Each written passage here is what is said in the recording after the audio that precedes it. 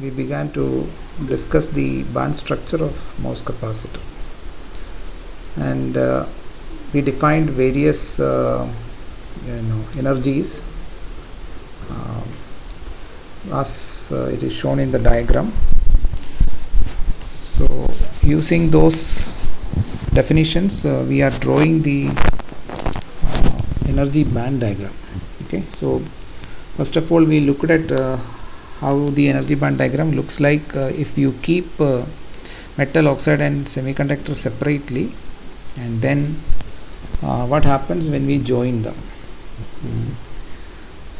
If the phi m, that is the work function of the metal, if it is same as the work function of the semiconductor, phi s, okay, phi m and phi s, if they are same, if I express the work function in units of energy, then you have to multiply with Q so that it will be expressed in electron volt. But if I say it in terms of volts, voltage, then only phi m is needed. Work function will be phi m, and phi s is the work function in volts for semiconductor. Okay, so if phi m is equal to phi s, then it is very easy to draw. All you need to do is just connect them together such a way that you will align the Fermi level in the metal and Fermi level in the semiconductor. That should be aligned. Okay, so across the material it should be aligned, and there is no much bending or anything like that happening in that case. But a more interesting case and more common case is not this. That is when we have a difference between phi m and phi s, and we looked at the case of phi m less than phi s, and then if you join it, then I told you how you need to draw the energy band diagram. You just consider the Fermi level at the same level on both metal as well as the semiconductor side. Okay, and why we are taking that is because we have not applied any external voltage. Okay, so this is a case where two things: no applied external voltage and no current is flowing. In such condition, the Fermi level should be same at the same energy level, from left to right, or all across the material. Okay, there should be no change in the Fermi level. So that is what we need to draw first, and then other things will align accordingly. Okay, so we can see that the vacuum level is now bending from as it goes from metal to semiconductor, and similarly all other bands. Okay, EI, EC, EV, all of this are going to bend, especially in the oxide region as well as in the semiconductor, where it is near to the interface between oxide and semiconductor. Okay, so now what we need to see is what will happen if you apply a voltage. So this is the case. What I have drawn is for like VGB. Okay, that is VG is basically the voltage that you apply at the gate with respect to body. Okay, if you look at this schematic structure here, so the voltage at the gate with respect to body is what I am going to call as VGB. So if you think about applying a voltage here like this. Okay. Yes. The work function of metal and the semiconductor will be same, or it will be different from each other? It will depend on the material with which you make it. Okay, so for example, you are taking aluminium here and you are having a semiconductor here, then it is going to differ. And even if you take polysilicon, it is going to differ. Even if you take polysilicon, though they are both essentially silicon, but you see that the work function of the semiconductor depends upon the type of semiconductor, because it is measured from vacuum level to the Fermi level. And where does the Fermi level comes? Fermi level depends upon the type of semiconductor. It will be more near to the valence band for p-type semiconductor, which is the case that we have drawn here. But if you take the case of an n-type semiconductor, the Fermi level will be more closer to the conduction band. Probably you might have, I don't know whether you have studied Fermi level and its placement for different types of semiconductor. So let me just put that here. So if you have say a p-type semiconductor, okay, so p-type, this is just for a further detailed explanation. So if you take a p-type semiconductor, then you will have a say top of the valence band, and also you will have a bottom of the conduction band. Okay, so they are separated by what is called as Eg, which is the energy gap. Probably you are aware of this, right? This you are aware of. So this is yes, sir. Yeah, okay. So now where do we draw the Fermi level depends upon what type of semiconductor it is. Okay, so if it is p-type semiconductor, okay, let's start with intrinsic semiconductor. So if it is intrinsic semiconductor, the Fermi level is so not Fermi level, okay, this is the intrinsic level. And what is intrinsic level? Intrinsic level is the Fermi level before doping. Okay, where you have the probability of finding electron is half. Okay, so maybe I should explain you a little more if you are not familiar with all of this. So Fermi level is a function. Fermi Dirac function. Have you heard about Fermi Dirac function? So let's start with intrinsic. Okay, so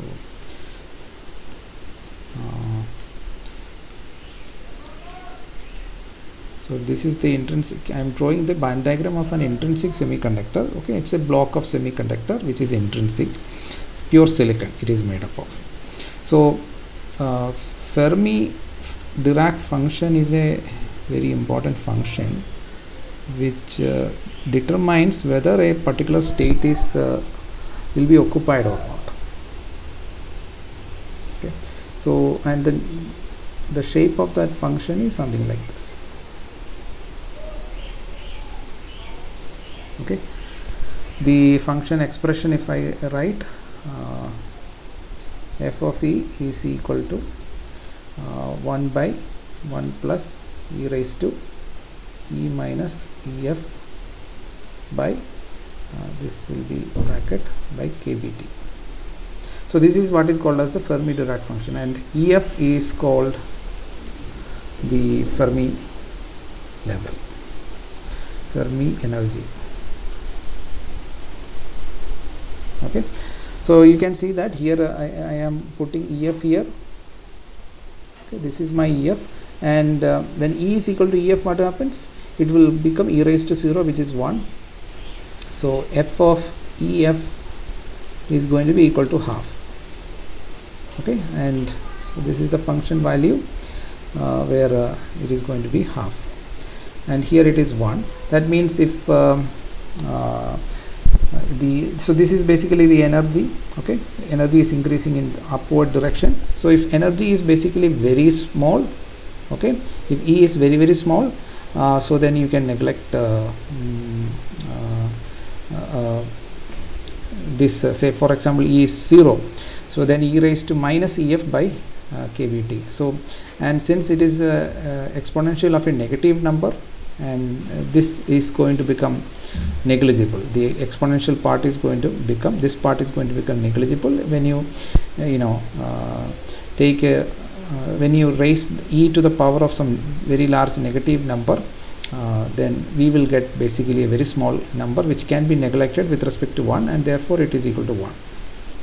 Now if you consider the other extreme where you have E very large, if E is very large, E minus EF is going to be positive, okay, very large compared to EF I am saying. So if E minus EF is very large compared to kBt, it will be like a huge number, say for example 10. Okay, E raised to 10 is going to be so huge that you can neglect 1 with respect to that, and 1 by of that huge number is going to be very very small, and it goes to 0.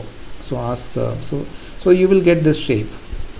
The other quantity which is important here is the temperature. So if temperature is very very small, then the spread of this function, this one, okay, where it is changing, the transition is happening, so that spread will be become very very less, okay, if temperature is very small, because if temperature is very small, kBT is going to be very small, so it will abruptly change. In an extreme case, it will abruptly change. So this is the Fermi-Dirac function for T equal to 0. But at room temperature, you will have a finite spread, non-zero spread. Okay. So as temperature increases, it will keep on, modify like this. But it will always pass through the half point at EF. Okay. So here I have drawn for 3 temperatures. The green one is the most cold, or 0 degree Kelvin, and then say room temperature is like the purple one, and then the orange one correspond to like very high temperature after you heat up things. So with respect to temperature, the spread will increase. Now what does it tell you? As you heat an intrinsic semiconductor, there is more probability of occupying the states here. So this is the conduction band, this is the conduction band, and this is the valence band. Okay, so Fermi-Dirac function tells you the probability of occupying a state E with energy E, whether there is an energy state there or not, that it does not say. Okay, it only tells provided if there is an energy level available, then what is the probability for occupying that state. Okay, so that is what. So it's a probability function. It will only tell, and what is the probability it tells? It tells the probability of occupying a state if it is present. But between EC and EV, we do not have any state. Okay, so there is no place to get occupied, even though it is non-zero there between EC and EV, the way I have drawn. But since there is no probability of occupying, even though there is a probability of occupying the state, but since there is no available states there, there will be no electron present. But if there is a non-zero probability, as you can see here, if there is a non-zero probability here for occupying the states in EC, so, and that increases with temperature, because this will become more and more larger, because if it spreads more broad way, then for example, if you take the orange curve, that gives you larger probability for occupying the conduction band, and this comes at the cost of removing electron from the valence band. How do I know that? Because you see, it is not 1 for the this orange curve, so it takes electron and put in there. So this is how the intrinsic semiconductor, as you heat up, okay, at 0 degree Kelvin, you see the blue, you have to take the probability based on the green curve. So the green correspond to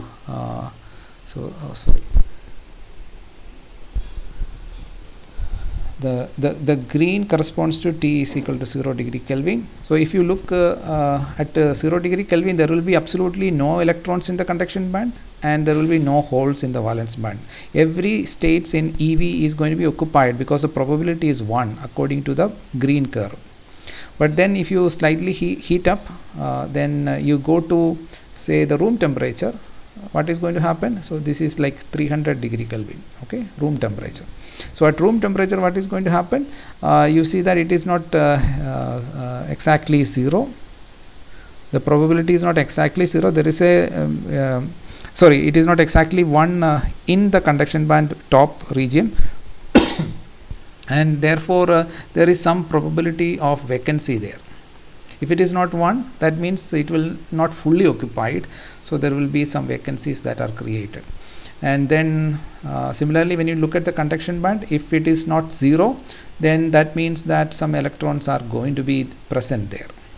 So That means when you go from 0 degree Kelvin to 300 degree Kelvin, the intrinsic semiconductor will have a large number of electrons and holes, but the number of holes will be equal to number of electrons. Okay, if you take silicon, okay, so for silicon material this is going to be equal to say 1.5 into 10 raised to 10 per centimeter cube. In 1 centimeter cube there will be around 10 raised to 10 intrinsic carriers, holes as well as electron. Okay, so this is for silicon. For silicon, for a different material like say germanium, this will be something like 3 orders of magnitude larger, and the reason for that is because the Eg is going to be smaller. Okay, because Eg, if it is smaller, what will happen? The electrons in the valence band can go easily to the conduction band because the gap is very small, and there will be large number of electrons which will attain that energy to cross the barrier. Okay, and same thing, the Fermi level you can apply there also, but in that case you will have to draw Ev little above and Ec little below. So then there will be larger probability for occupying the conduction band and larger probability for creating vacancies in the valence band. Okay, so that depends upon Eg, okay, how much, and also on temperature. So temperature will decide how much the Fermi-Dirac function is going to spread. So this function is called Fermi Dirac distribution. Okay, Fermi Dirac function, you can just call it. Basically it's a distribution of occupancy, how the states are going to be occupied with respect to temperature. And now what is going to happen is that if you dope the semiconductor, okay, so you can dope in 2 different ways. You can either add a n-type impurity or p-type impurity. So if I take basically n-type, so this will become extrinsic now. So extrinsic semiconductor is either n-type or p-type. Okay, so for n-type, if I draw the same thing, how does it look like? So you have to draw basically your EC, which is the bottom of the conduction band, and then you have your EV, and then as before you can, for a reference, you can draw EI, that is like before doping where was the Fermi level. Now after doping, because it is going to become n-type, the Fermi level is going to be above, it will be between EI and EC. Okay, so I am putting my EF here. Now once I know this position of EF, I can parallelly draw my F of E. Okay, for this case, now what will happen? The half point is going to be here. So half point coincide with the Fermi level. So you can also say that the Fermi level is that energy at which the Fermi-Dirac function becomes half. Okay, so and here it is 1. So now it will look like this. Okay, only thing is that it is slightly shifted up. Earlier it was like the half point was with respect to EI.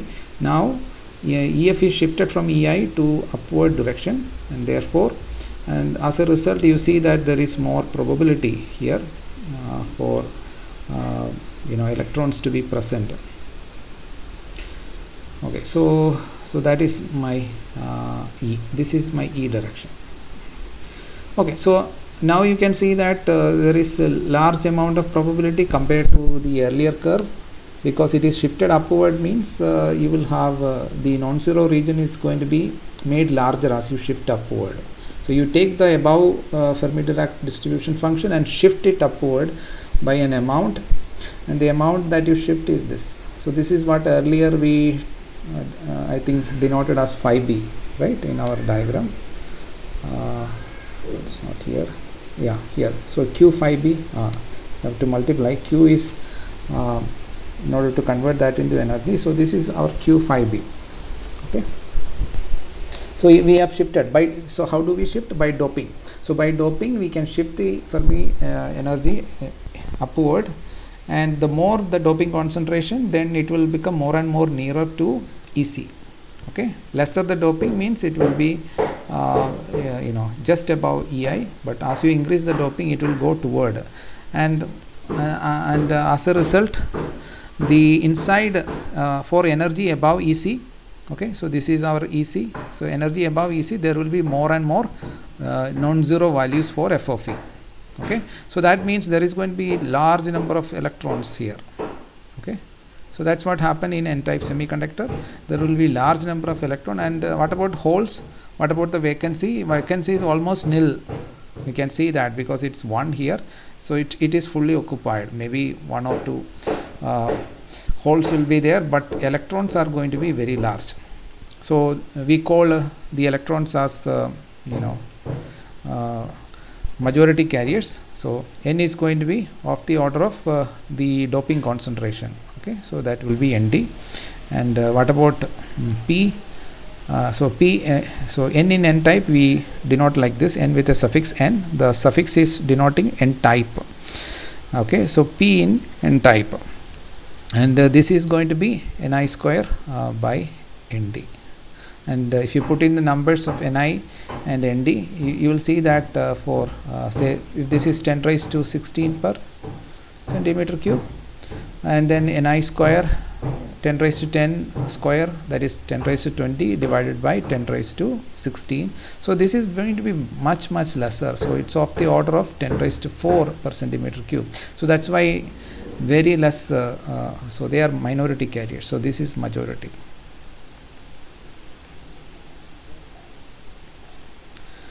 Okay, and this is minority carriers.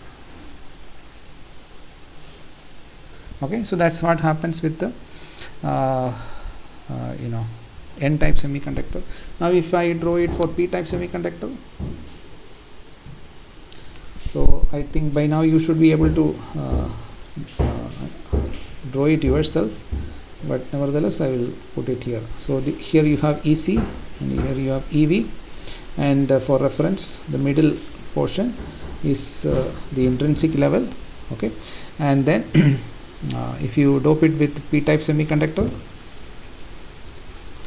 okay, so this is also extrinsic, you will create the Fermi level here. So Fermi level shift. Okay, Fermi level depend on the doping. Okay, so it is not just depending upon the material. Okay, but it depends upon the doping concentration, where you place. It's a theoretical level in order to analyze the energy band diagram or the semiconductor device. It's a very powerful tool. So again half, then 1 half will correspond to here now. So this will be the half point. So way below EF it is going to be 1, way above it is going to be 0, and the transition will happen gradually from 1 to 0 through half point. Okay, so this is F of E. Okay, so only thing is that I have now shifted it downward, and what do I gain by shifting downward? I will create vacancies. So if you look at here, this region is like corresponds to quantities less than 1. Okay, so this region. Okay, so this is the actual value. It is reducing from 1, and so at the EV in that corresponding region you don't have 1, so there will be plenty of holes here. So okay, and the reason for plenty of hole is because the Fermi-Dirac function is not 1 in the top of the valence band, but when you come to the conduction band, it's going to be 0. So you see that the electrons will not be present in, will not means it will be very minority Uh, so the electrons are minority carriers in p-type semiconductor because at EC or above energies it's going to be almost zero. Okay, earlier we have shifted it upward and therefore it became like non-zero, but here we have shifted downward and therefore it is going to be zero.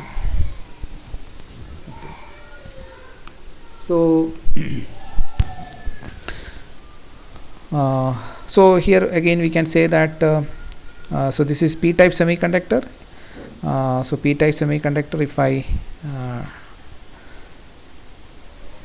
look at the concentration of holes, okay, so that is going to be proportional to Na, the which is basically the acceptor impurity concentration, and for p-type electrons are minority carrier, so it is going to be Ni square by Na.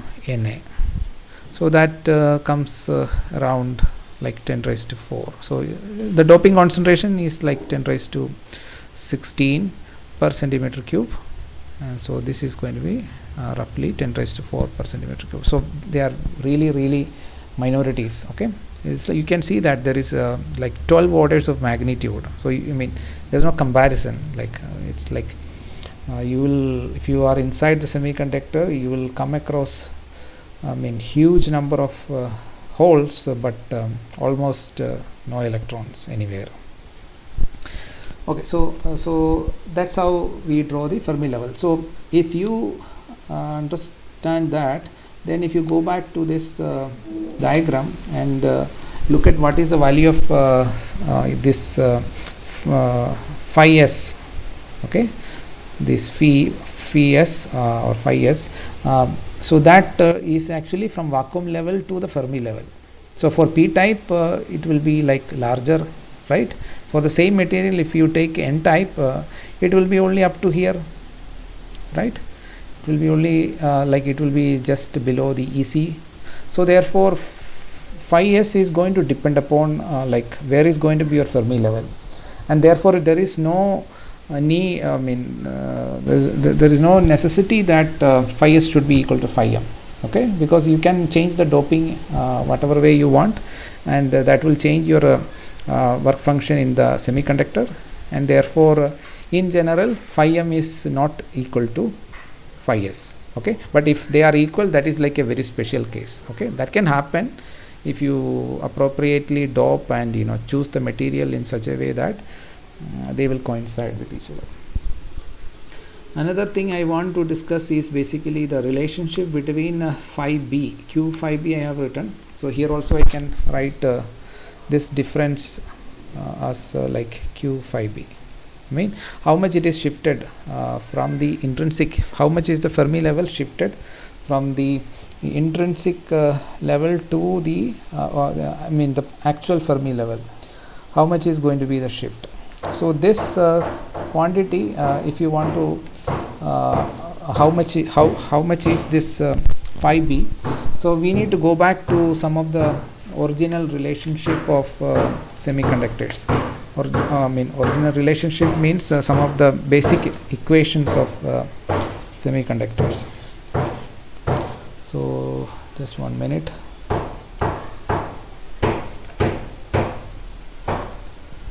Okay, so when you basically derive the major results in semiconductor physics, there are some important result, but I cannot go into all the details, but some important result I can state here.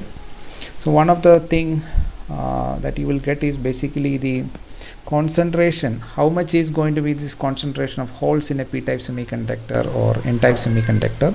So concentration of electrons, for example, in any type of semiconductor is going to be given as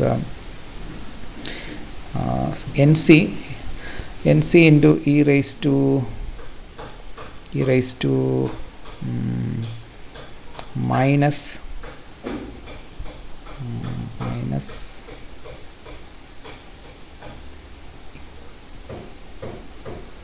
EC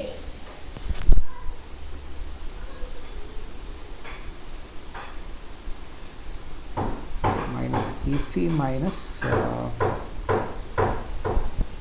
minus EF by kBT. Okay, so I cannot go again into the derivation of this, because I mean, if I go back and back, it will just keep on going. That will be entirely a different subject. Okay, so I will just start from here. Okay, this can be derived. I mean, any standard book on semiconductor physics or devices, you will come across this.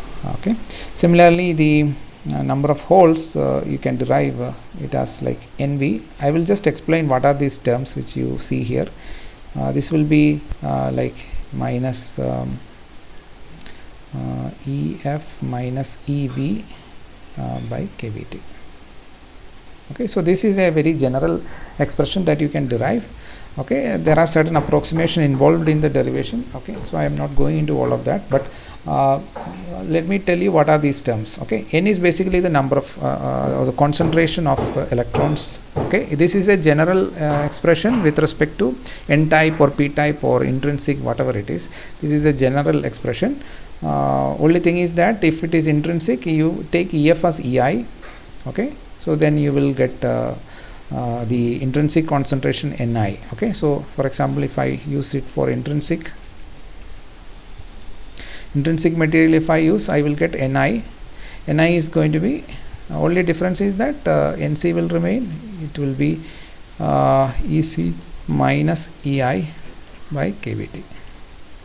Okay, now Ec minus Ei, if you look at it, is close to Eg by 2. Okay, this is Eg.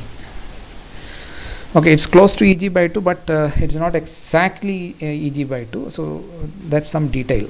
Okay, so similarly I can like do the same for intrinsic here.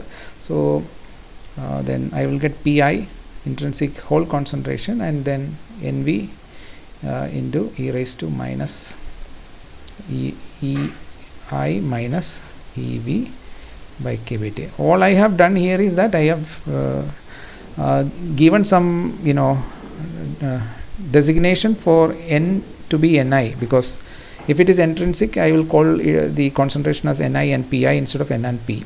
Okay, and then EF is same as Ei. I have not modified the equation, only just I have given new say nomenclature for these terms. Okay, so what is NC? NC is basically the the states available at the bottom of the conduction band. Okay, so NC is states available, or you should call it as density of states, or to be more specific, effective density of states. It's not the actual density of states, it's called the effective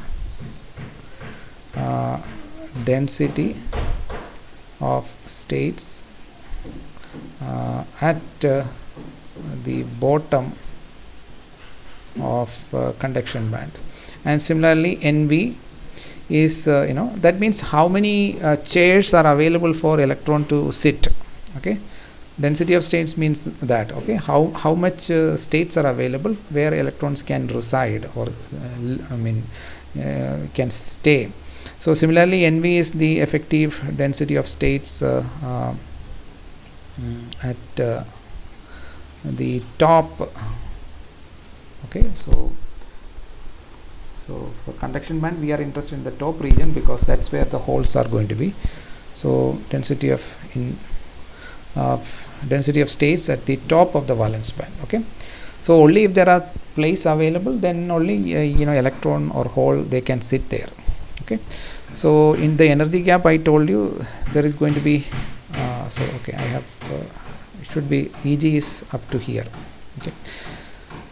Okay, so that's basically NC, and their value is something like 10 raised to 19 per centimeter cube. Okay, so now you can see from this equation, if my EF is very very close, what is going to be the exponent? The exponent is going to become smaller and smaller, right?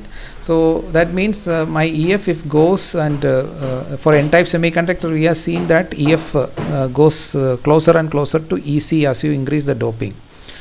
So at some point of time, what will happen if suppose EC and EF are same, that means they coincide, it goes so much up so that it coincides with EC, then what will happen, this term is going to become 1, right? Because e raised to 0 is 1, and therefore the concentration is going to be fully occupied. All the states there are going to be occupied. If there are 10 raised to 19 states per centimeter cube, everything is going to be occupied. But practically we will dope something like 10 raised to 16, so it will be slightly below, and therefore n value will be 10 raised to 19, which is this NC, multiplying with some quantity which is going to be lesser than 1. Okay, maybe it will be something like 10 raised to minus 3 or something like that. So that is how the change in the concentration of electrons is modeled using this equation, or it is derived basically under certain approximation that as you change the Fermi level, whether it is n-type or p-type, you can, or even intrinsic as I have shown here, you can use this equation to find out. Okay, so this equation is a very useful equation. From this we can find out various results. Okay, so for intrinsic semiconductor we know Ni should be equal to Pi. Okay, for intrinsic semiconductor we know that Ni is equal to Pi.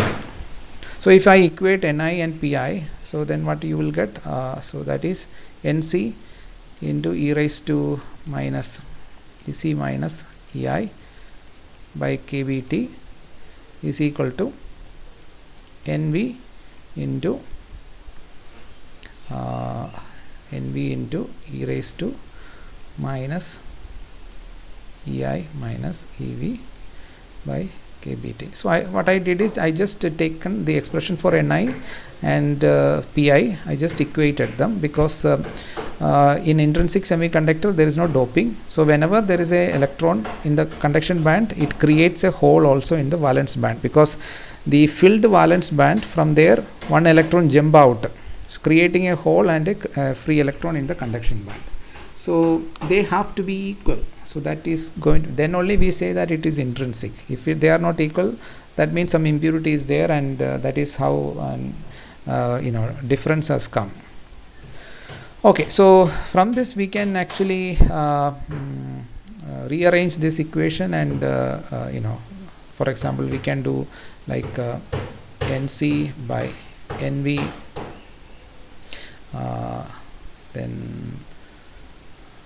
then what else we can do. So I can take this term to the other side. So this will be erased. Yes. Sir, NC value is constant. Yeah, NC is a constant. NC is a constant. It doesn't depend upon. I mean, of course, it depends upon there is a like expression for NC in terms of various other parameters like the size of the semiconductor, etc. Okay, so which I don't want to count, but right now for a given semiconductor, NC is a constant. You treat it as a constant. It is basically the effective density of states, say at the bottom of the conduction band. So like availability of states. Okay, so only if states are available, you can put electron there. So that probability of putting electron there is determined by Fermi-Dirac function. Okay, so this derivation of the n and p, which I have written here, they are actually involving Fermi-Dirac function and all of that. Okay, so there is a lot of work which is behind from which you get this result. Okay, but I have not gone into all the details, but right now just to use this result, just take this result and go forward, because we don't have time to go into the derivation of these results. So you take NC as a constant. Okay, right now NC is a constant. So I'm just equating them, and then so this is kBt. This was the term here, and then I am taking this term to this side. So this will be e raised to, so it will become plus when I take it to the other side. So it will be EC minus EI by kBt. Okay, so if you look at if you rearrange, we can combine the exponents, so it will be e raised to EC minus or EC plus EV, right? There is this EV sign is plus, EC sign is plus, and then I have what else I have minus EI here and a minus EI here, so it is minus 2 EI whole divided by kBt. Okay, so now I can take the logarithm. Okay, so if I take the logarithm, I will get basically EC or let me so this is going to be ln. Okay, I am taking the natural log. Ln NC by NV is equal to EC plus EV minus 2 EI, and I can take kBt here. Okay. So you will get this, and finally, so what I am deriving is basically the expression for EI. So EI, from this you can see that it is going to be equal to EC plus EV by 2. Okay, EC plus EV by 2 is basically the middle of the energy gap, right? You are taking the average of EC and EV means, so if you go to the diagram, so here it is, we can see that this is EC and this is EV. So EC plus EV divided by 2 means exact middle. Okay, but that's not the only term which will determine EI, but there is a correction to that. So that correction is what I'm going to put here. It is given by KB by 2 KB by 2 of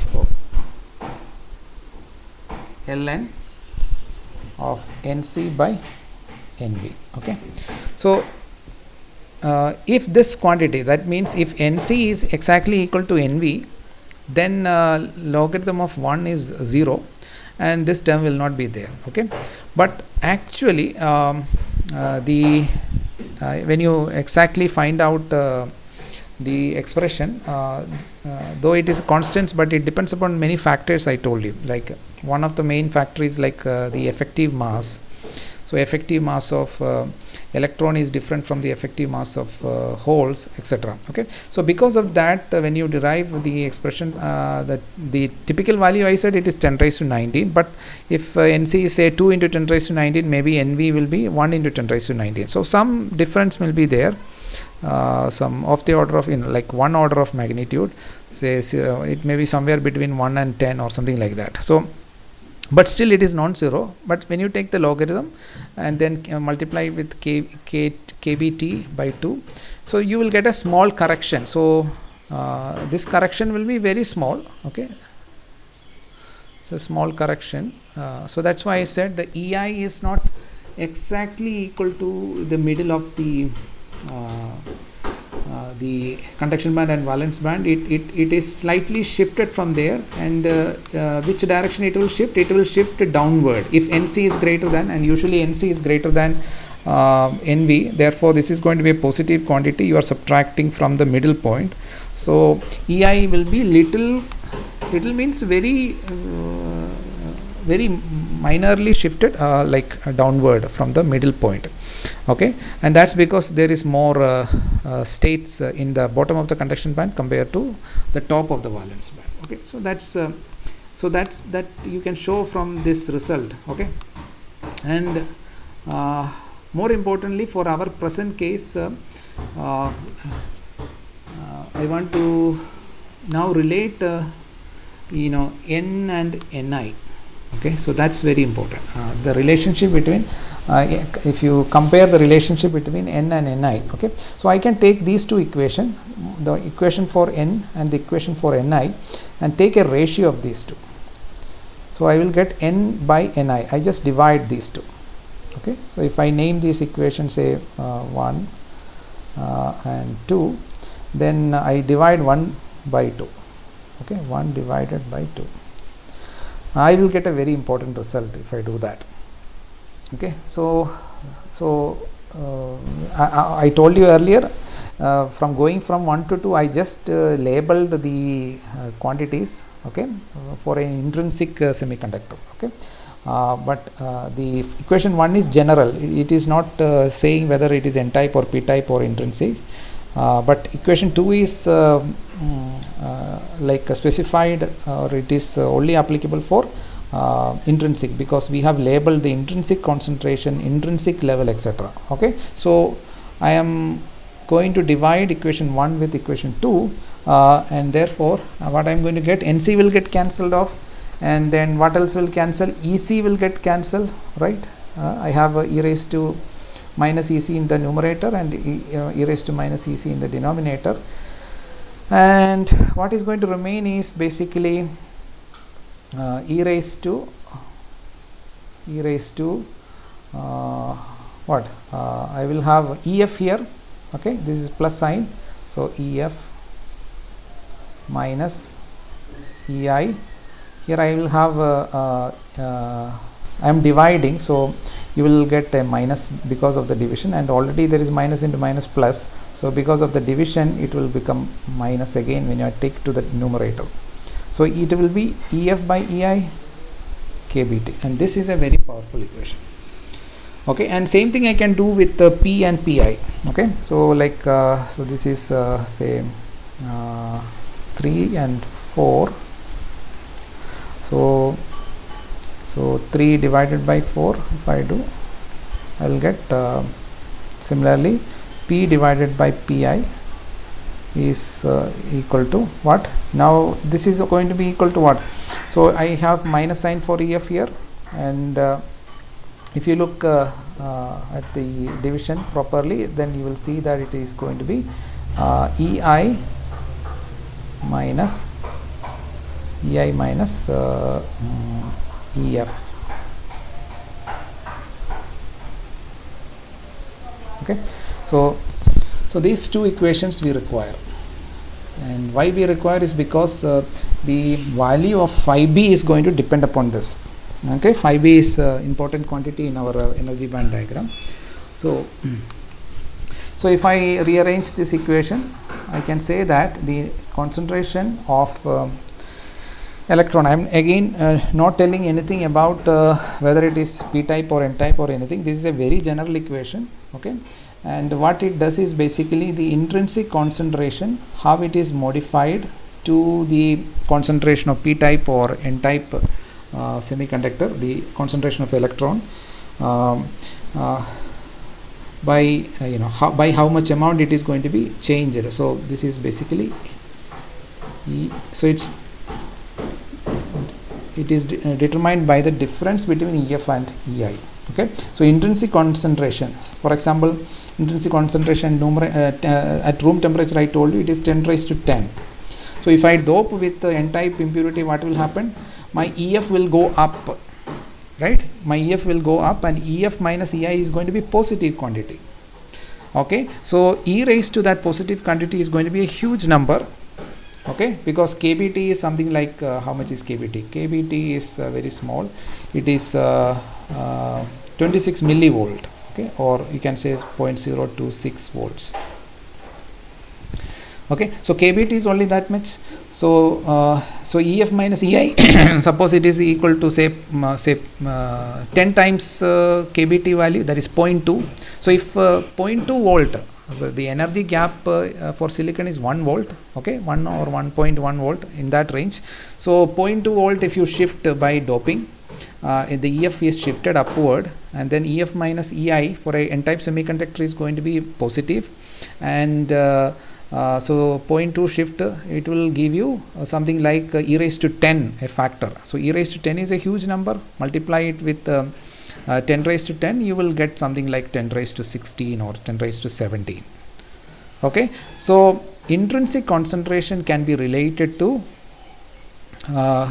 the extrinsic concentration using this formula. Okay, now if I write in terms of the what I have denoted here as phi b. Okay, So this EF minus EI is basically phi b, right? Q phi b. So you can write it as like Ni into e raised to Q phi b by kBt. Okay, so this is a very useful result. Okay, so from this you can get the expression for phi b. How much is phi b? Okay, phi b depends upon the concentration of like intrinsic concentration. How does it get changed when you dope? Okay, so when you dope, what happens? Your phi b becomes larger and larger, and phi b become larger and larger, and then intrinsic concentration will be multiplied by a huge factor, and thereby increasing the concentration of electrons. And same thing you can do with this equation. So if I do this for, so I am here, I am let's say, so okay, so this is for n type. This equation is for n type because Q phi b is going to be positive only if EF is shifted upward. If EF is going to be shifted downward, it is going to be minus Q phi b. Okay, so I should maybe specify that also. Ni into e raised to minus phi b by kBt. Okay, so this is for p type. Okay, in our MOS capacitor we have taken p type semiconductor, and therefore this is the equation. And you can even simplify by writing kT by Q as Vt. Okay, so that means like we are going to express it in volt. Okay, voltage it is also called voltage equivalent of temperature. So you can write it as e raised to minus phi b by Vt. Okay, so again this is for p type semiconductor. So remember this relationship, we require this relationship. Okay, so similarly I can do here also. So same thing, if I do here, what I will get P is equal to Pi. Pi is same as Ni. Okay, so there is no difference. So you can put Ni here also into because intrinsic concentration has to be same for holes and electrons, and this is going to become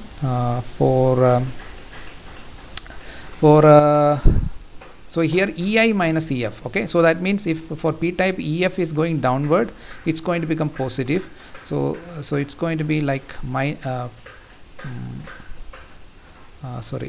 plus phi b by Vt.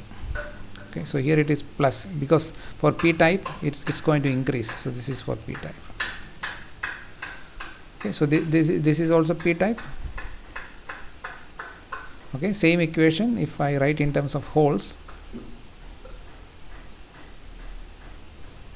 it will be increasing. Pi multiplied by a huge positive number, something like of the order of this quantity. If I evaluate something, I mean, depends on exactly, it depends upon the shift of the Fermi level from EI. Like if it is shifting downward, so EI minus EF is going to become larger. Say if 0.1, 0.2, these are like the typical value that you can think about depending upon the doping concentration. Okay, so that's going to be this. Now so usually the unknown is phi b. Okay, unknown is going to be phi b, and the known quantity is going to be p. Okay, so so let me write it as a note. Okay, so usually we know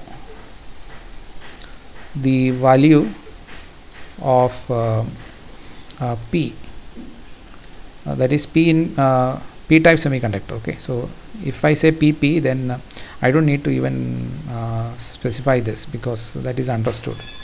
And similarly I will denote here also. This is like n in p type semiconductor.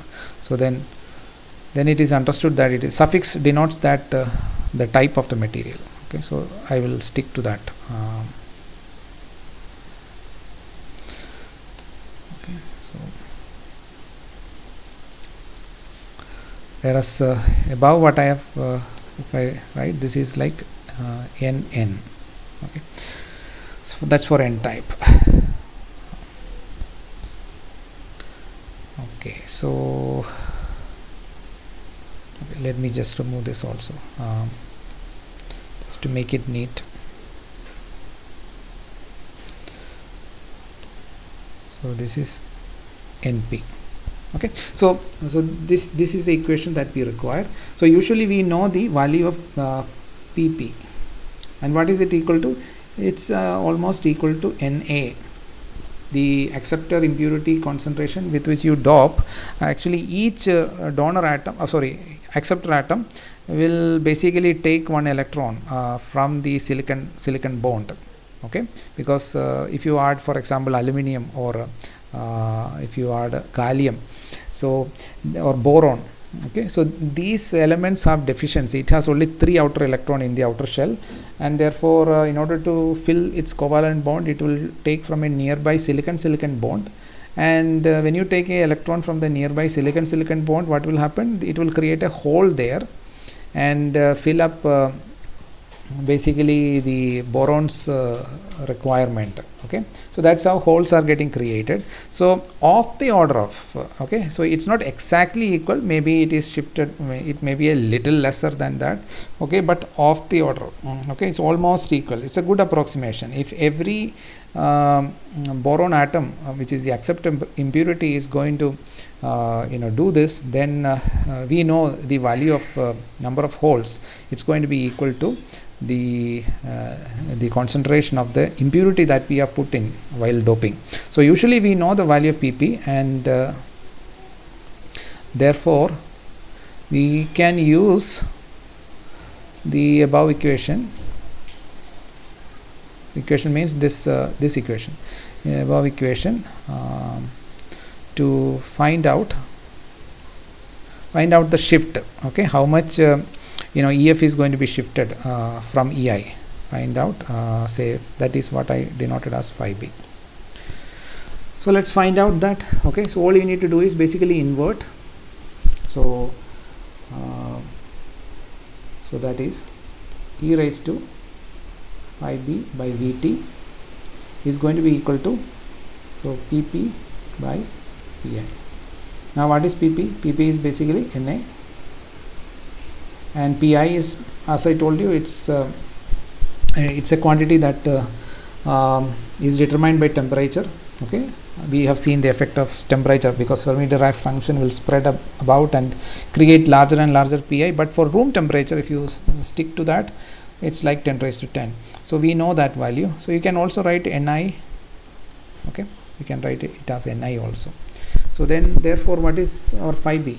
We take the natural logarithm and rearrange. So therefore we get phi b. This is what we wanted. So phi b is basically Vt, the thermal voltage.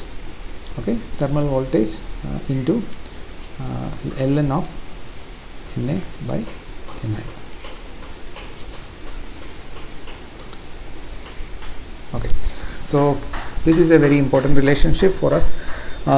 Why? Because we will be looking at the effect of applied voltage now on the energy band diagram. What will happen if we apply external voltage? So earlier we have just applied zero voltage. Okay, so the first case, that is like when phi m equal to phi s, we got it like this. Now we are going to apply.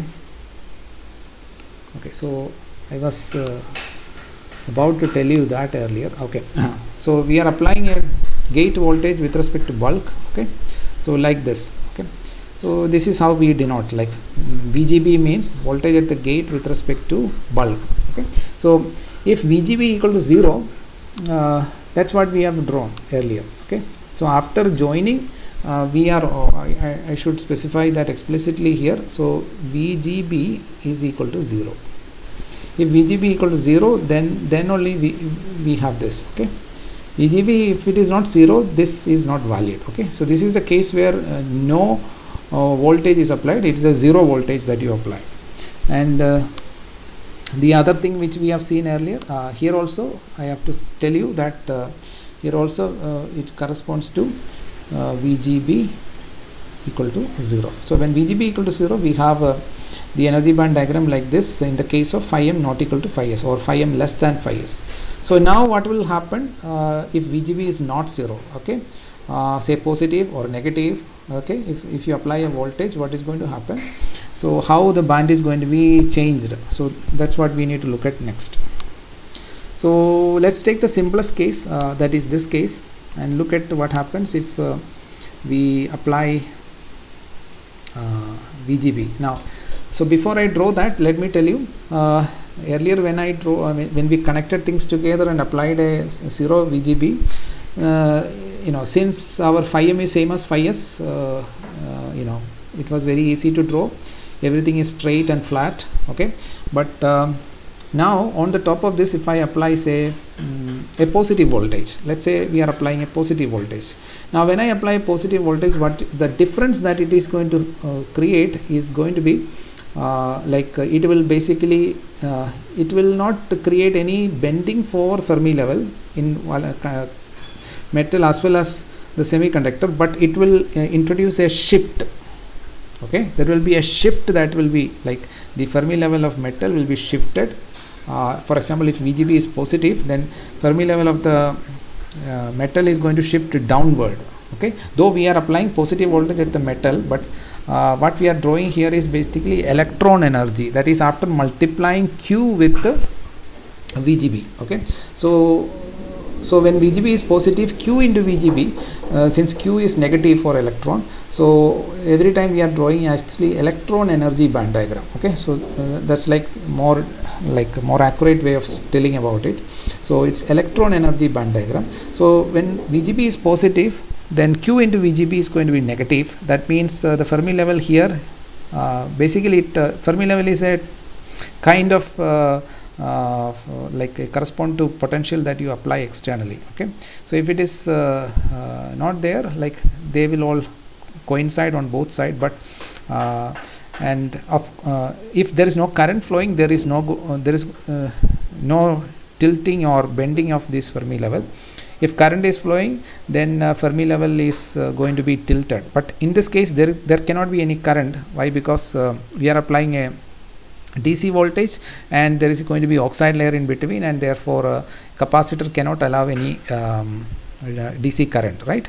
It cannot allow any DC current, and therefore there cannot be any bending of the Fermi level whenever there is no current. But there can be shifting of Fermi level if there is a application of voltage. Okay, so that's what we are going to look at. So before we draw that, you have a close look at this, what we have already drawn in the previous class. So now what we are going to do is, I am going to shift this EFM relative to EFS. Okay, and when I shift, what will happen? When I shift EFM downward, my vacuum level also will shift downward. Okay, and that voltage which I have applied has to be dropped across, partly it will be dropped across my oxide, and partly at the interface. Okay, now I will come to why it is going to be that way in a short while, but first of all let me draw this.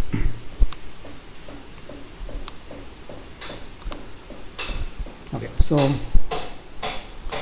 now electron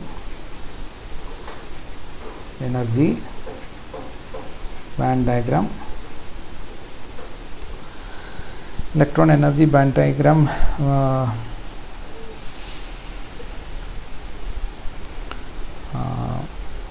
for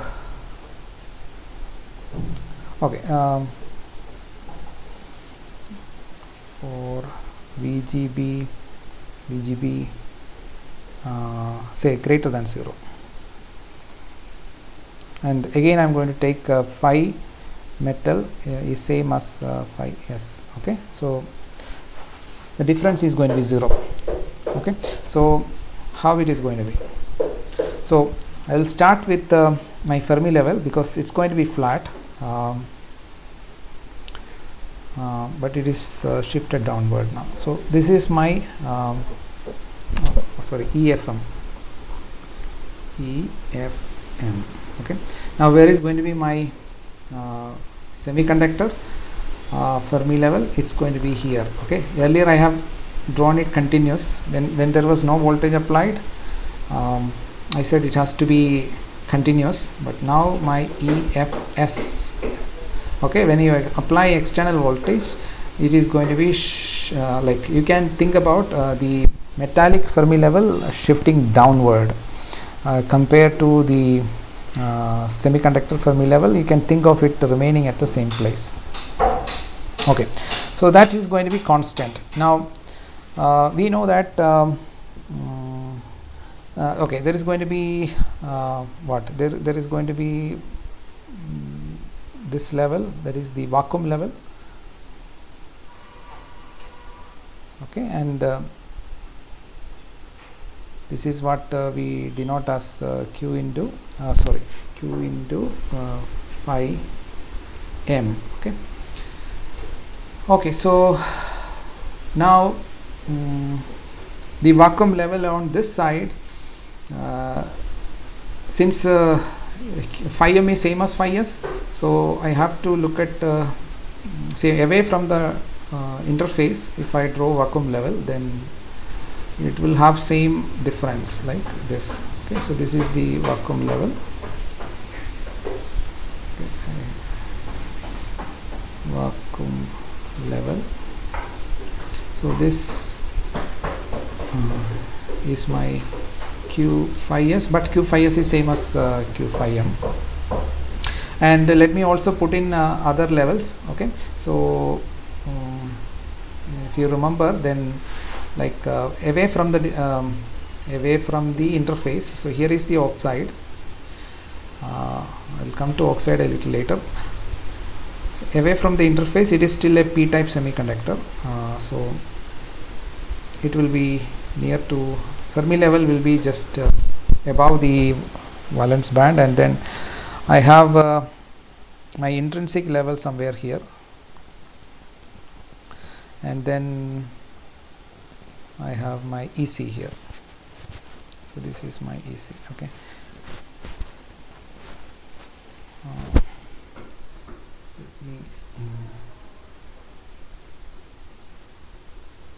let me reduce that EG. Okay, so this is my EI. So this is EI, and then same distance from EI I'm taking almost same. Okay, so this is my EC. Okay, so Fermi level EC EV, this is p-type semiconductor, and the vacuum level is at Q phi s above, which is same like here for metal, but the difference now I have introduced is like this. Okay, so there is going to be a difference in the Fermi level that is basically equal to Q into phi GB. Okay, this difference is going to be equal to, so let me write here. So this is my applied voltage. So when I apply a external voltage, this is what is going to happen. I am shifting the Fermi level on one side with respect to the Fermi level on the other side. Now there is oxide here.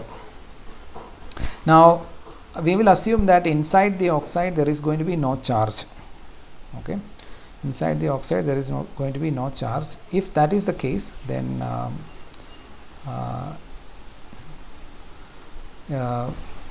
the oxide layer will have a ramp like variation.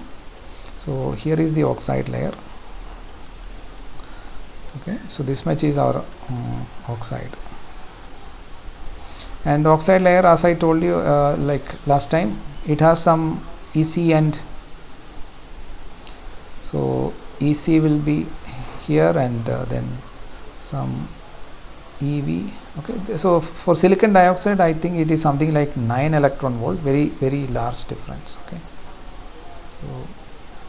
so this is the energy gap for oxide. Okay, so that's why it's a good insulator, because no electron from the valence band can go to the conduction band, and if some electron goes into the conduction band, it is easy to take out that electron from the oxide, because very little energy is needed to go to the vacuum level. And then from here you will have something like a parabola. So here it is a straight line, now it's going to be a parabolic change. Okay, and if this vacuum level is shifting like this, then all the other levels will shift in a similar way. Okay, so this is going to shift like this.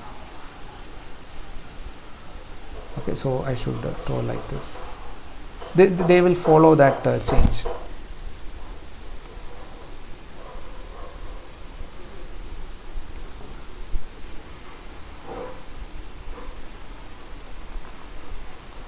Okay, and similarly here also,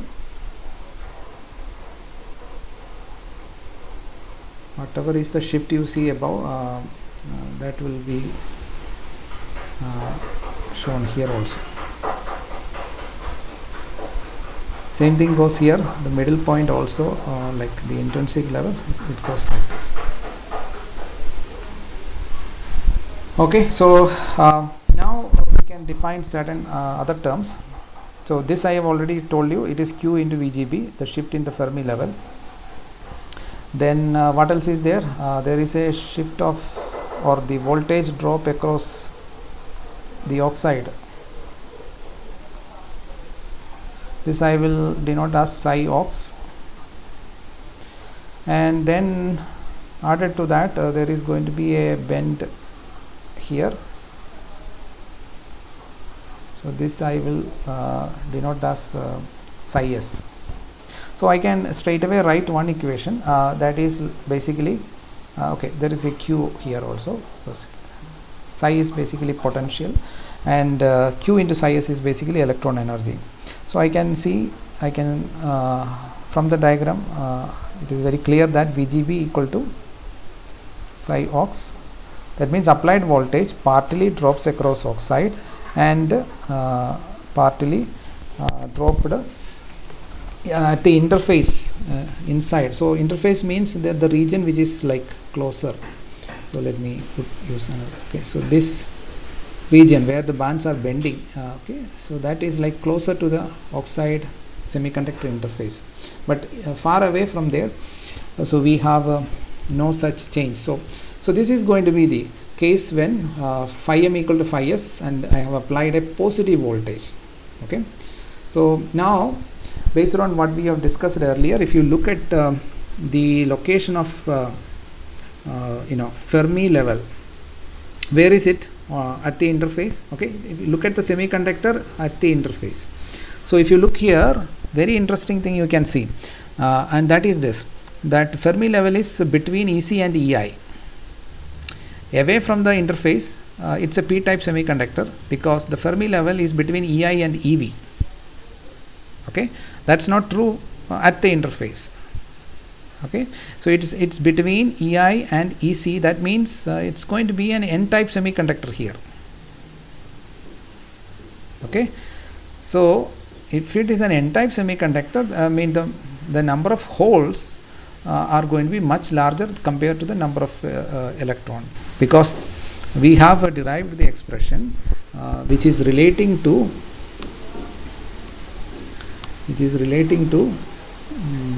the concentration, right? N is equal to Ni into EF minus EI by kBt. So if EF is above EI, my electron concentration is going to be larger. Okay, so that is this, and similarly my hole concentration is going to be smaller. Okay, because EI minus EF is going to be negative. Okay, so near to the interface I have changed the p-type semiconductor. Originally it was a p-type semiconductor, but near to the interface, by looking at the Fermi level location, that it is above EI, so it is like n-type semiconductor. Okay, and at a particular point here, if you look at, it's an intrinsic semiconductor. Okay, at this point it is an intrinsic semiconductor. Okay, so depending upon how much is the bending I can decide whether at the interface it should be n-type, whether it should be intrinsic, whether it should be p-type. So that can be controlled with the voltage. Okay, so is that clear? Let me know if that part is clear or not. So I have applied a external voltage, and the Fermi level is shifted. Okay, it is not bending at all. It will not bend as long as there is no current. It will not bend, but it can be shifted relatively. It's like two different potential coming on two sides. Okay, other name for Fermi level is chemical potential. Okay, so but I don't want you to get confused with all of that. But Fermi level will, the effect of external voltage is to shift the Fermi level from one side to the other. Since there is an oxide layer between, there cannot be any current, and therefore there will be no bending. But if there is a possibility for conduction, then there will be Fermi level bending also. Okay, but in our case those doesn't appear, because we have oxide layer which will prevent the DC current, and therefore Fermi level will be flat. Okay, but it is shifted from the metal and the semiconductor, okay, by the voltage that you have applied. Okay, so Q into the voltage applied is the energy shift, but phi m and phi s is same. That's the case we have considered. That's a special case. In general, that is also not true. We have to consider the case where phi m, say, lesser than phi s, okay, or phi m greater than phi s. In general, they are not going to be equal. Okay, but we will take that as the next case. But right now, just look at the effect of external voltage on the energy band diagram and with respect to the EF position and EI position, you can say that you have created by applying a positive voltage, you have created near the interface an n-type region. Okay, so let's try to understand that why it has to be that way. Okay, so to understand that, so let's go back to the diagram. So let me redraw the diagram. So I have a metal,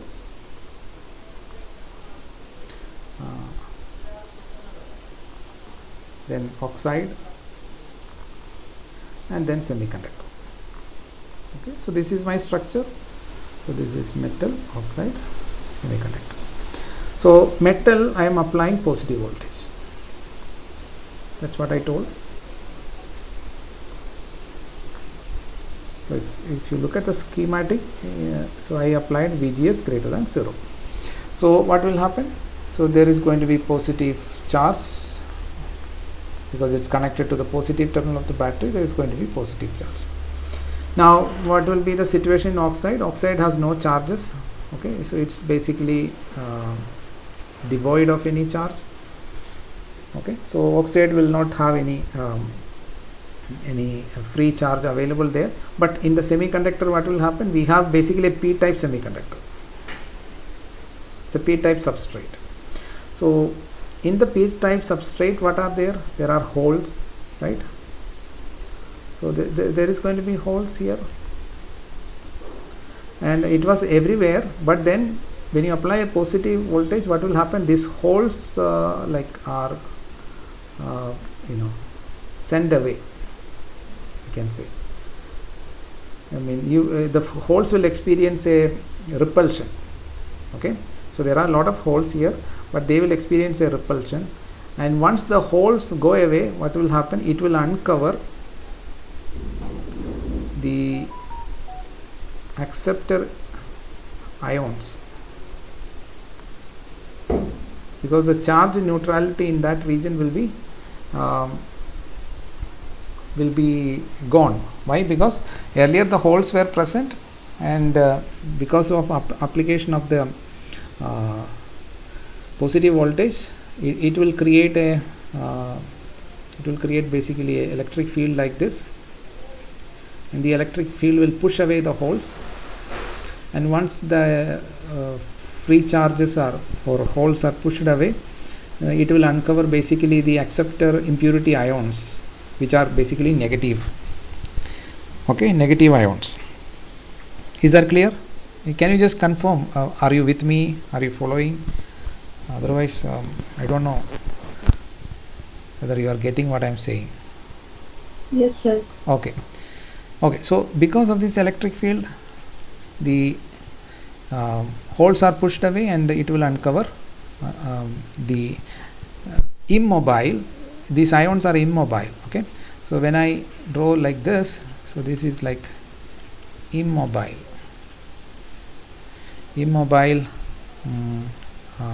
acceptor impurity ion. Okay, it's immobile acceptor impurity. Okay, so this plus denotes mobile positive charge, which is what we call as holes. Okay, and similarly I will use this minus sign to denote mobile negative charge, which is electron. So this is the notation I am going to use. Okay, so when I apply positive voltage, initially what is going to happen is it will push away all the holes, and after some time, if you increase this voltage strong enough, then it will basically attract some negative charge, which are free electrons. Okay, so when more free electrons comes here, it will become effectively n type, right? N type is a material where you have majority carriers are electrons. P type is where you have majority carriers are holes.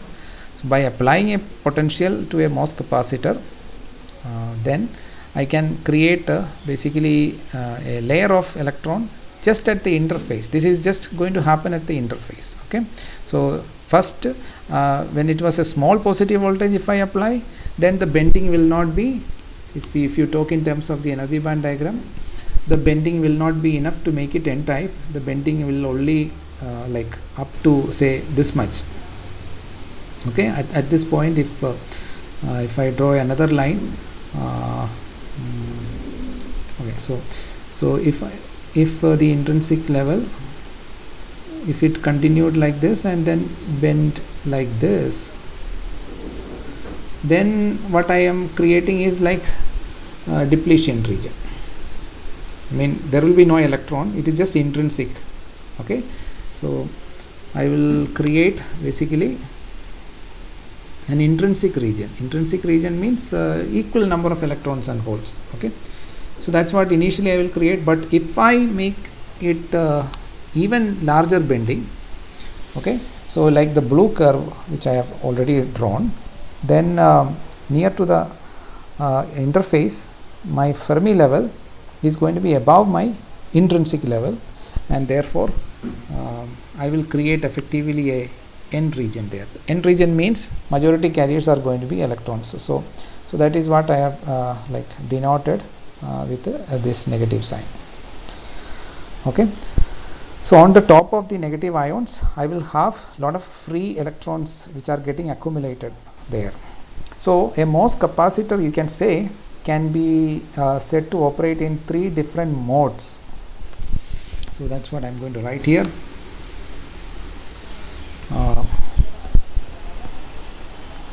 So mode 1, if I apply VGS say negative, in this case where I am like considering, that is phi m and phi s are same, and if I am applying a negative voltage, then what I will get is accumulation.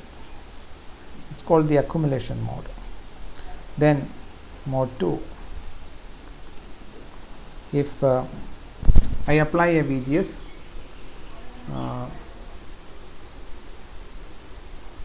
which is small, okay, but positive, VGS greater than 0 but small, then I will be in depletion mode.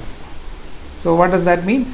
I will not create any electrons layer here, but I will just repel the holes, creating a region of depleted of carriers. Just like in PN junction we have depletion region, I can create a region which is depleted of any free carriers. So that will happen for small positive voltage.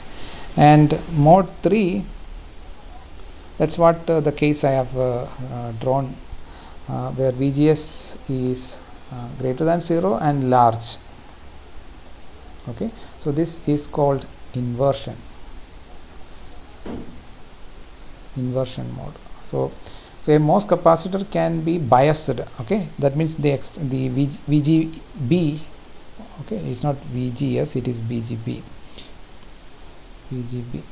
So if VGB is depending upon VGB, and this voltage, so these are specific to the case where phi m equal to phi s. Okay, for phi m equal to phi s case, this is the values of voltage and corresponding modes of operation. Okay, so there is a relationship between the energy band diagram and what is physically happening there. Now coming to the potential that I talked about, I said that there will be voltage drop across oxide, and there is going to be voltage drop in the interface region. So let's try to calculate what is going to be that voltage. Okay, so let's take this example itself. I am still considering phi m equal to phi s, but in general I told you phi m is not same as phi s. So that case we need to consider in more detail, but right now let us stick to this. Okay, so now I am for simplicity and for explanation, I am going to draw the MOS structure in this way. Okay, so this is my, say, metal, then oxide and semiconductor. Okay, MOS, and I am applying a positive voltage, same thing at the gate with respect to the bulk. So this is my VGB and it is positive.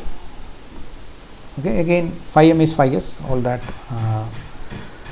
So what we want to do is basically find out the electric field and the voltage drop in a different region. So we are applying an external voltage, so half of that is going to be, or not half exactly, a portion of that is going to be dropped here.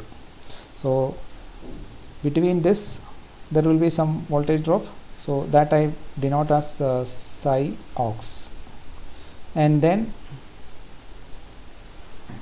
there is a region where voltage is dropped, that is near to the interface. So this is my interface. Okay, oxide semiconductor interface. Okay, so just in the semiconductor near to the interface, I will have some voltage drop which I denoted as psi s. So, and I also told you that VGB is basically psi aux plus psi s. So what is going to be what is going to be that psi aux and psi s? So we will take say a depletion region and look at what is going to be the these voltages. So how can we find the voltage? The procedure is, we first start with the charge. Okay, so I'm going to draw the charge.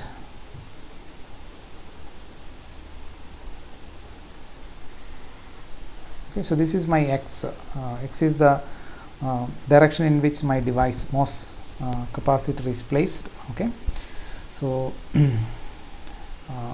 I will have like lot of positive charge in the metal region. Okay, so there is going to be so usually this charge, when you apply a positive voltage, it will be like, I mean, it will be, you know, heavily accumulated on the edge. Okay, you might have studied that in a capacitor. I mean, all the charge, if there is a metal plate with some width, but in that capacitor all the positive charge will be on this one end. Okay, so if there is a capacitor like this, I mean just a parallel plate capacitor, and if you apply a voltage like this, all the positive charge will come to this end. They will get and all the negative charge will come here, and the electric field in between. So similar to that, we can say, since it's a metal, so everything will be on the edge, and then there is a oxide region where there is no charge, and then we have what is called as a depletion region.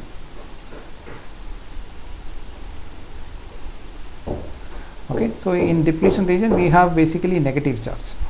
So what am I drawing? I am drawing basically the Q or rather I would say rho charge density. Okay, so rho of X is what I am doing. So this is the negative charge due to the acceptor ions. So there is going to be acceptor ions like this.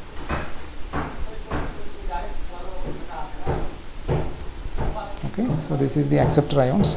So these acceptor ions, an acceptor concentration is there. So depending upon that, you will have. So if I talk about the concentration of the charge is what? It is going to be minus Q into Na. Na is basically the concentration. The concentration of the acceptor impurity.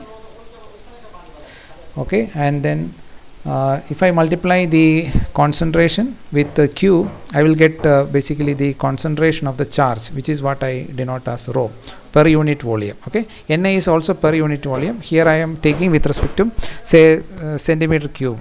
So how much charge is there is basically Na into minus Q is the charge due to each of the acceptor impurity. Okay, so when I multiply Q minus Q with Na, I get basically the charge density. So this is basically the picture. So now so what I want to first find out is basically the electric field. Okay, so the electric field, if I want to find out, what we can do is basically consider what is called as a Gaussian surface. Probably in electromagnetics or in physics you might have studied that. So I take a Gaussian surface like this. Okay, so this is basically a Gaussian surface, and everybody knows Gauss law, right? What does the Gauss law says? Del dot D is equal to rho, right? All are familiar with this? Del dot D is equal to rho. Can you just tell me whether you are familiar with this? Again, I cannot teach you Gauss law and all, but just let me know you have seen this or not. Yes, sir. Okay, Yes, sir. okay. So Yes, right. now, yeah. So now, what is D? D is basically epsilon E, right? That's basically this is basically electric field. Don't confuse with the energy. There also we are using E. So maybe I should give a curly E, okay, just to distinguish it from the energy level. So okay, so so this is D, that is flux density, and E is basically electric field. Okay, and epsilon is basically the permittivity. Okay, so now let's apply the Gauss law. So according to Gauss law, we know that we need to consider unit vector projecting out of the surface, right? So and we need to take so if I rewrite the Gauss law in terms of electric field, then I can write it as del dot E is equal to rho by epsilon. Okay, so again, now you should not confuse epsilon with this curly. Okay, this is epsilon. So every surface I need to do this dot operation all around the Gaussian surface. But you know one thing, that electric field is in which direction? Electric field is from positive to negative charge. So if I may draw the positive charge here, and the negative charge is already there, so the direction of electric field here is going to be from positive to negative. Some will terminate here, some will go, it will originate from the positive charge and go up to the negative charge. Okay, like this. Okay, so some will terminate at the interface itself, some will go a little more down. Okay, because there also some carriers are uncovered. So I need to also put some okay, so this width let us call it as XD, depletion region width. Okay, all right. So okay, so if I apply the Gauss law, there are lots of places my electric field is 0. Okay, so let me say here it is 0, this surface E is 0, and this surface also E is 0. So only surface in which I have electric field is in the oxide region where this surface is passing by. I have electric field going into the volume, but my unit vector for area or the surface is outward in the opposite direction. Okay, so the Gauss law, if I take I can write it as d by basically it is d by dx, right? I have d by dx is equal to rho by epsilon. Okay, if I just write it in one dimension, this would be epsilon. Okay, so if the epsilon is if the surface is basically inside the oxide, I have to take the epsilon of oxide. If it is inside semiconductor, I have to take epsilon of semiconductor. Okay, and if I may write the epsilons, the epsilon is basically epsilon r into epsilon 0, and epsilon of oxide is basically okay, epsilon r ox into epsilon 0, which is basically it's basically 3.9.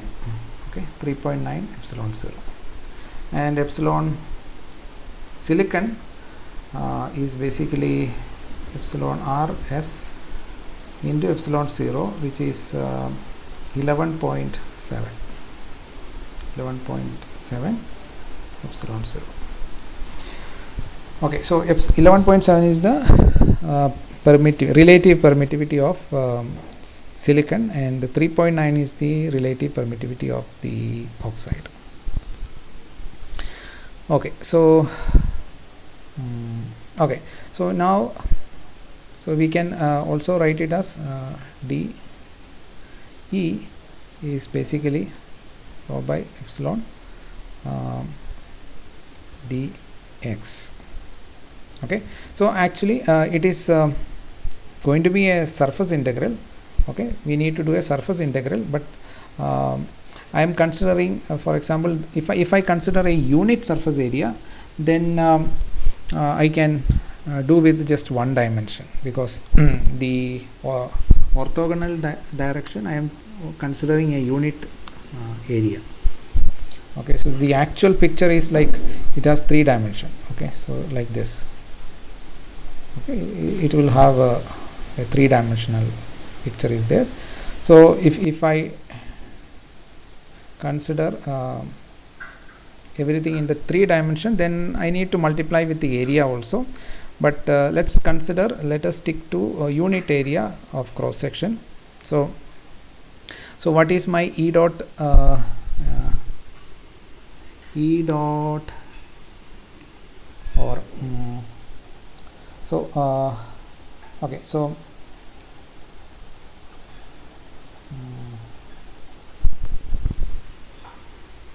yeah, so so what is my E? So E is basically E is going to be basically integral epsilon rho by epsilon um, dx. Okay, so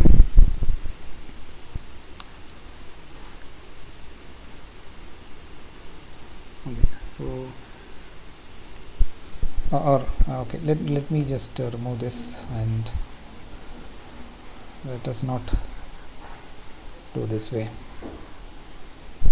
Okay, so I am considering an orthogonal surface. Okay, so if I consider, okay, this is a surface which I am considering. Okay, you can think about it like a box, but so it has actually this direction also, like this direction and that direction, all this are there, but their electric field is 0. So my okay, so this is the differential form, and I have the integral form, which is basically says that E dot ds over a surface is basically the charge enclosed. Okay, so same thing, I can write E dot ds as charge enclosed divided by epsilon. Okay, so I am considering different surface. All the surface I need to sum up. Okay, so so I will use this integral form. So this is called the differential form of Gauss law. So this is differential form of Gauss law. Okay, so this is Gauss law, differential form, and this is integral form. You can go from differential form to integral form by using what is called as the divergence theorem. I hope you are already familiar with all of that. I don't want to go into all of that. Okay, so I will use this. This is the thing I am going to use. So here I have an electric field which is going from left to right, but my surface unit vector is basically going from left to right. So what does that mean? The only surface, how many surfaces are there? It's like a cuboid. So cuboid has basically 6 surfaces, but out of that 6 surface, only one surface has electric field which is perpendicular to the surface, and all other places electric field is going to be 0. Okay, so I have this. This is the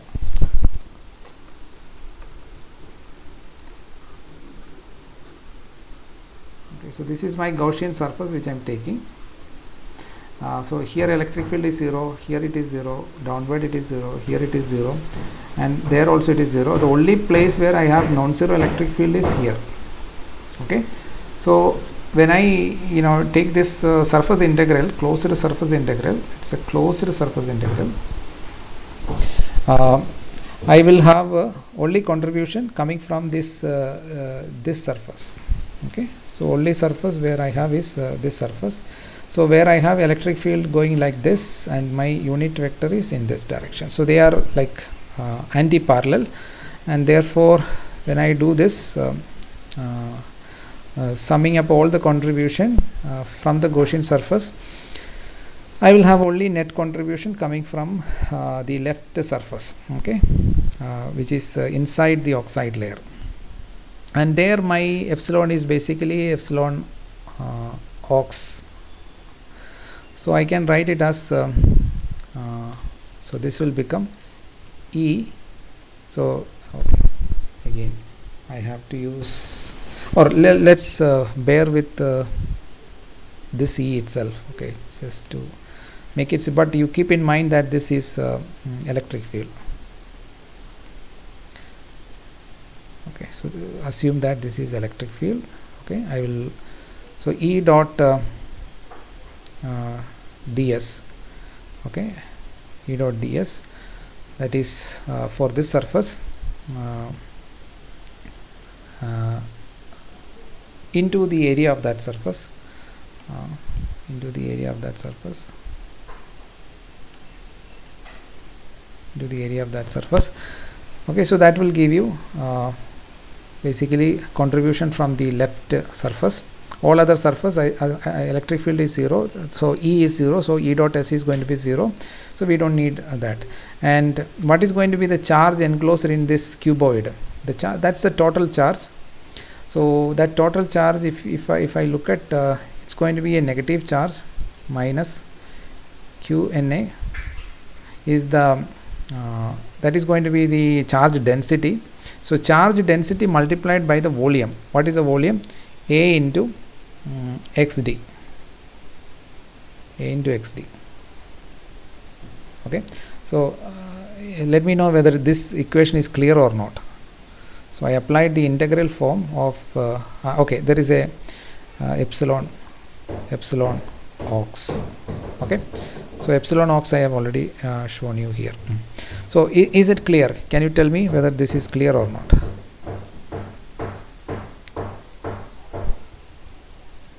I want you to respond quickly. Sir, explain it please again.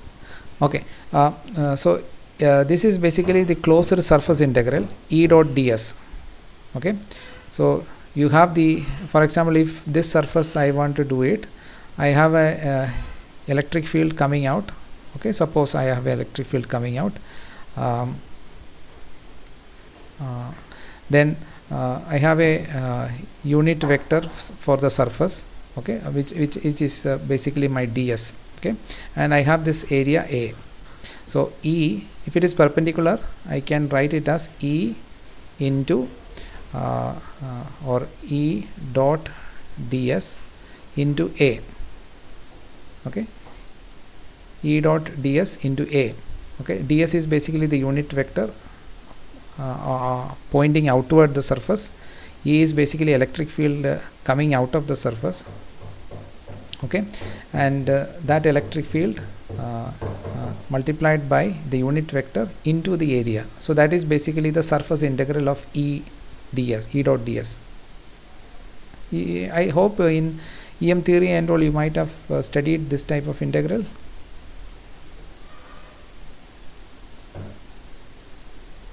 Yes, sir. Okay, so since ds and E are anti-parallel, when you take the dot product, what will happen is that this vector will go away and you will have a minus sign. Okay, so that's because we are looking at this surface. Okay, we are looking at that surface. For this region, you don't have any electric field. Okay, so you don't have any electric field here. E is 0 there. So E is 0 here, E is 0 here also, E is 0 here also, E is 0 here also. So all the 5 surface E is 0 because I am taking a Gaussian surface beyond this depletion region so I go into the P substrate, but in P substrate there is no net charge because everything is balanced. The acceptor ions will be balanced with the holes present, but only in the region which is near to the interface I have like net negative charge due to the uncovered because of the repulsion of the holes. It has moved away from there and I have a net charge over a distance xd. Okay, so the total charge I can write it as the charge density multiplied by volume. So this is the volume, A into xd. A is the surface area. Okay, this area is A, and that is multiplied with this distance. Okay, that will give you how much is the volume of this portion where you have uncovered acceptor ions. Okay, and the density of charge is Q into Na. So density multiplied by volume will give you total charge. Okay, so that is the Q enclosed and it is a negative charge divided by epsilon. Now you can see that the area will get cancelled off. So that's why initially I thought of not putting area, but okay, so and the negative sign will also get cancelled off, and therefore okay, and so so ds has, it's basically a unit vector. So when you multiply with a unit vector, the magnitude, if you are looking at, it will be 1. So I am removing the vector notation. So ds was a unit vector for the surface, and I taken the dot product with E, so I will get E.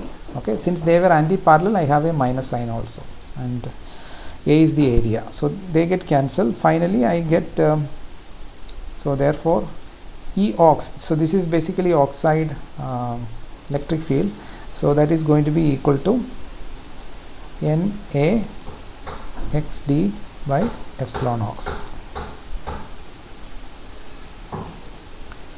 So I got the electric field inside the oxide layer. Okay, now another way I can find out. Okay, now let's move on. Let's try to find out what is Vox or psi ox. What is psi ox? So psi ox, you can find out, if you know the electric field, you can immediately find out the voltage. Okay, so what is the relationship between voltage and electric field? So voltage between point 1 and 2, like this is 1 and this is 2. So voltage at 2 with respect to 1 is basically given as minus integral electric field dot dl from 1 to 2. Okay, that's the definition. The inversion of that is basically E is equal to minus del V. Okay, so this also you might have studied. They are same relationship. One is the inverse of the other. One is point form and the other is the integral form. So we will use this integral form. So I have got the electric field inside the oxide, and that is constant throughout, and therefore my psi ox is going to be, so psi ox is going to be, so I will integrate from this point 1 to point 2. So throughout from point 1 to point 2 I have same electric field, which is a constant electric field. So if I draw the electric field, it will be more clearer.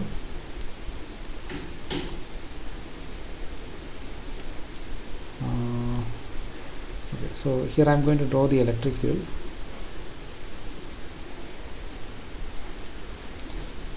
So far what I found is this electric field from point 1 to point 2. I found that this electric field is Eox. Okay, Eox is the electric field and it is constant, because when I take the Gaussian surface, I can put the left boundary anywhere. I can put from anywhere from 1 to 2. I will get the same answer. Okay, there is no charge in between, and therefore the electric field cannot be terminated to any charge inside the oxide layer. It will be terminated. So everything will go beyond the interface. So I will have the same electric field between the point 1 and 2. Okay, so it's a constant basically. So if it is a constant and I am doing line integral from 1 to 2, I can take that constant so this is basically minus integral 1 to 2 and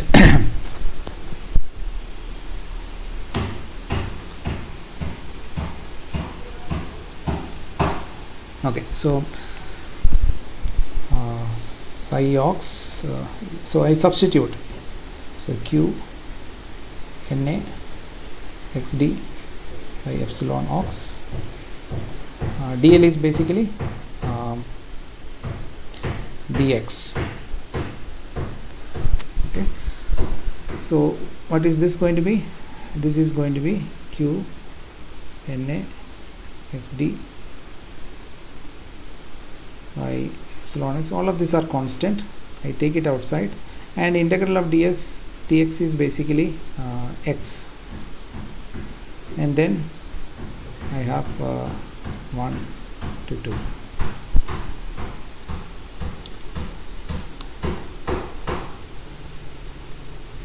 Okay, so if I take origin for example here, So it depends upon where we take the origin. So this thickness of the oxide I have to give. So let's put the thickness of the oxide as Tox, and then I can write it as, so depending upon where I take the origin. So if I take this as the origin, say x is equal to 0, so then I can write it as QNA XD by epsilon ox Tox. Okay, so we will stop here, and we will continue from here in the next class. So that's basically the drop of voltage across the oxide layer.